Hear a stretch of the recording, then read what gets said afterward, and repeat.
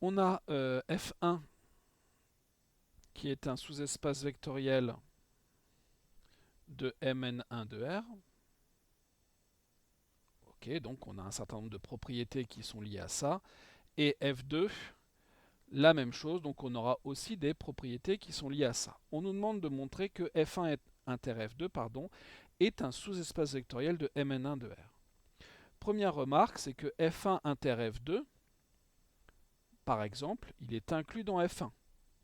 Il est aussi inclus dans F2, bien sûr. Mais comme il est inclus dans F1, eh bien, il est aussi inclus dans Mn1 de R.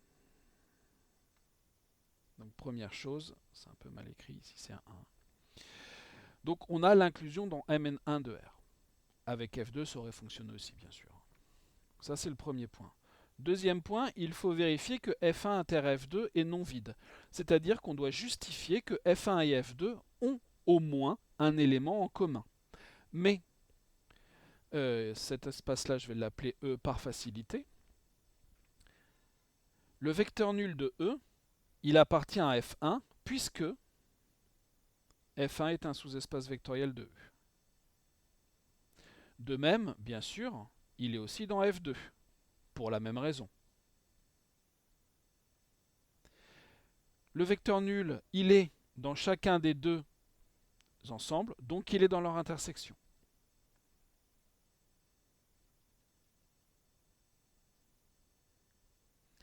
L'intersection n'est pas vide.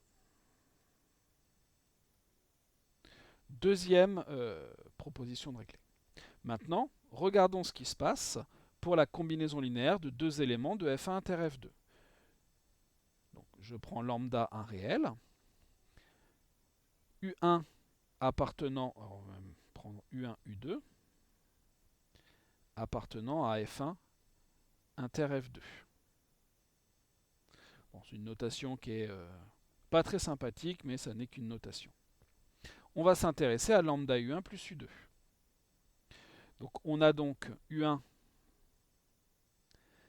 et U2 qui sont dans F1 inter F2, sont donc dans F1 et dans F2, dans les deux en même temps. Donc lambda U1 plus U2, j'aurais pu les appeler j'aurais pu les appeler U et V, peu importe le nom qu'on leur donne. Lambda U1 plus U2 est dans F1 puisque F1 est un sous-espace vectoriel, donc est un espace vectoriel, que je vais abréger en EV. Donc comme c'est un espace vectoriel, toute combinaison linéaire reste dans l'espace, il est stable par combinaison linéaire. De même, lambda U1 plus U2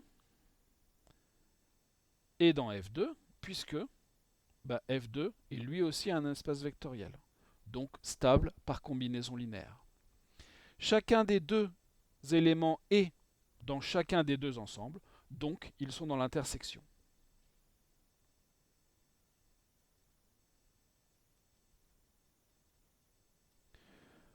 Nos trois conditions sont vérifiées. Donc, F1 inter F2 est un sous-espace vectoriel de E qui est Mn1 de R. On a utilisé des arguments très généraux. À aucun moment, même si on était dans Mn1 de R, à aucun moment on a utilisé le fait qu'on est ici dans Mn1 de R. Ce qui veut dire que ce raisonnement, on peut l'appliquer à n'importe quelle autre intersection de sous-espace vectoriel.